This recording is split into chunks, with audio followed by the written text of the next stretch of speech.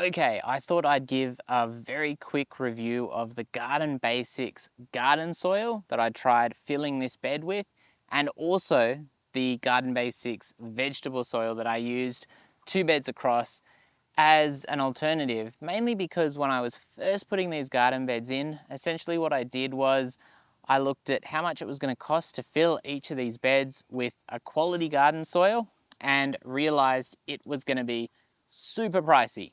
These garden beds were only about 30 bucks, and filling them, I think, probably would have been about 10 bags of soil, possibly more if I really wanted to fill them up the way they are now. Now, the Garden Basics in comparison, I could get 10 bags of that soil for about 5 bucks each, and that is what I used in this bed. I did add a couple of bags of compost in, which I think helped a little bit in this particular bed. However, the end results weren't particularly good. I had a lot of plants die. The lettuce that I tried to grow in here, no good at all. There are probably some other factors that were involved in this failure.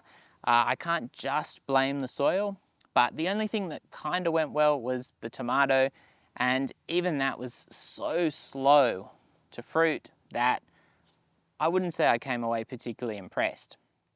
So in this garden bed, the only thing that's still in it is basically this oregano, which I've filled the bed up with a much better quality garden soil that I ordered from a local supplier.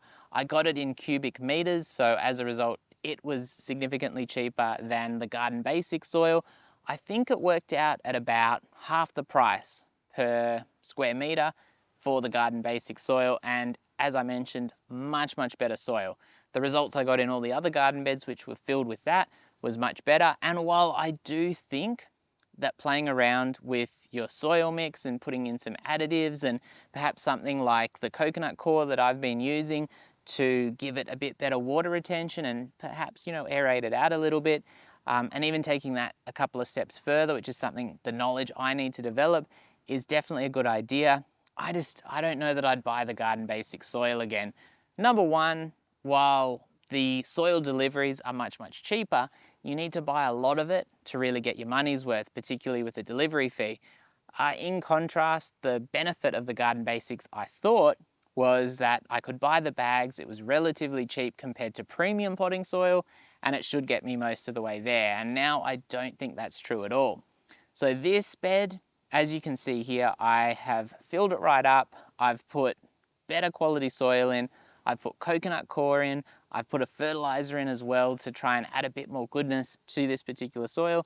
And obviously I've given it a good water, and I did mix it in a little bit with the underlying soil. So hopefully we get a better result overall. Now I'm going to take you over to the other garden bed, this was the garden soil. So obviously you're saying, well, garden soil isn't really super suitable for vegetables. And you're right, that was my thought when I didn't have a lot of luck. I thought I'll put the specific vegetable soil, which was a little bit more expensive, into the next garden bed that I wanted to try. And I'll just see what my results were. Let's head over.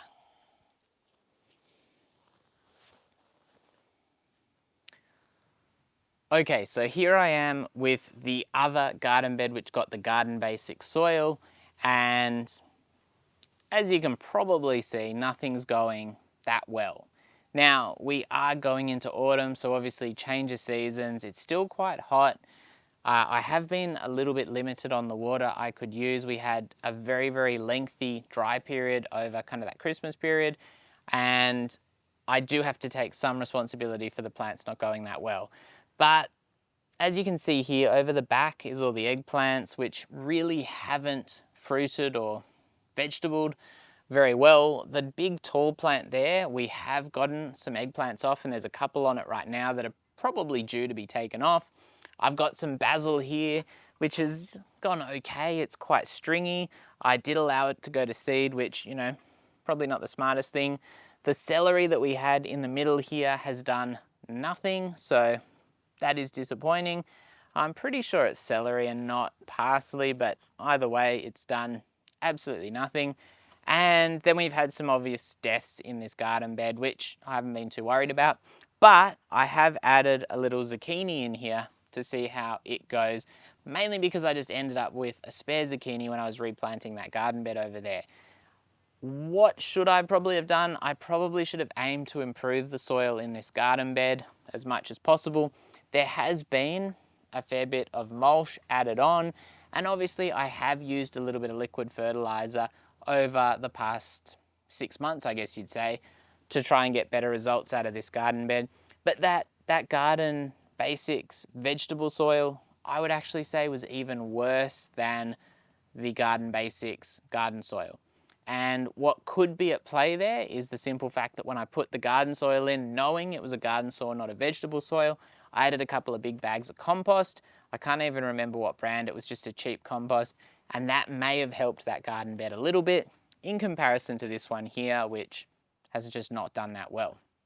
I also think the garden basics soil became more expensive from when I initially purchased it, and I think the bags might have even gone up kind of $1 each, which is a significant amount when we were talking about $4 to $5 originally for the price. And you need a lot of bags to fill even a relatively small garden bed like this. I think my original thoughts were I could probably put 10 bags in and have a reasonably full bed. I would probably say it'd be closer to 12 or 14, which at 25 litres a bag, $5 to $6 a bag, it really adds up quickly. I wouldn't recommend doing that. For anyone who is thinking of doing any vegetable gardening, I'd probably say if you're thinking of putting multiple beds in, get your beds set up and then get a delivery of quality soil, because the delivery is going to be significantly cheaper, even if you then need to do a little bit of mixing and matching and adding some things into that soil to further improve it to your needs. Where buying that garden basics has just really been quite a disappointment. Now, kind of the elephant in the room is obviously with soil, each bag and each batch is going to be different.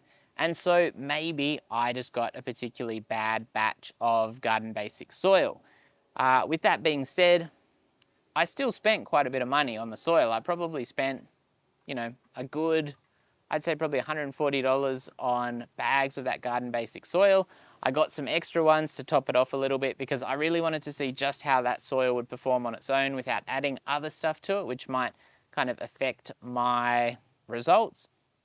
And the end result is really very, very hard to recommend that as a product. And while obviously money was saved in comparison to buying a premium potting mix, most of the premium potting mixes that I have bought, which have, to be fair, been more specialized potting mixes, like I've bought azalea mix for my blueberries and my raspberries because it's an acidic mix, or the native mixes that I've bought, they seem to have been a little bit better for most of the natives I've put in, where I've really wanted to give them a boost. Those products I've been quite happy with. The Garden Basics products is mainly regret.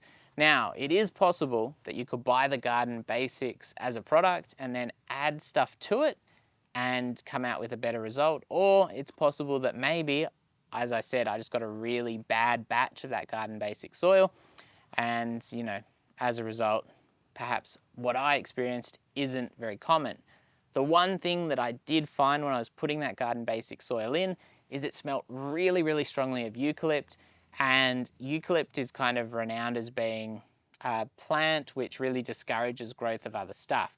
So whether when that soil was created there was just a lot of eucalypt mulch in it and perhaps that was a contributing factor is hard to say, but I've never ever bought soil from any brand or anyone else that has had that really strong eucalypty smell, and I do feel like that's probably a bit of a warning sign, to be honest. Apart from that, I guess what I've learnt from this experience is cheap and nasty isn't always particularly good, and while I do kind of shy away from saying don't buy that soil at all because it's obviously significantly cheaper than anything else available, I'd probably leave it as a real emergency option because I feel like probably anything else is going to be better, and getting a delivery of high quality soil is going to not only be cheaper, unless you only need a small amount, but it's going to be better quality, I reckon. So take from that what you will. I can't give the Garden Basics a thumb up. I feel like it was probably a waste of money, and if I'd just gotten the soil delivery earlier, I would have been in a better position overall, and my wallet would have been much, much happier as well, because the money I spent on these probably would have filled, probably 4 beds, maybe 6 beds at the same cost, that's a lot of extra beds that you could fill with soil. So there you go. If you got any questions, if you got any feedback for me, let me know. Have you had a different experience? I'm quite interested because, yeah, the garden basics from Bunnings, not too good.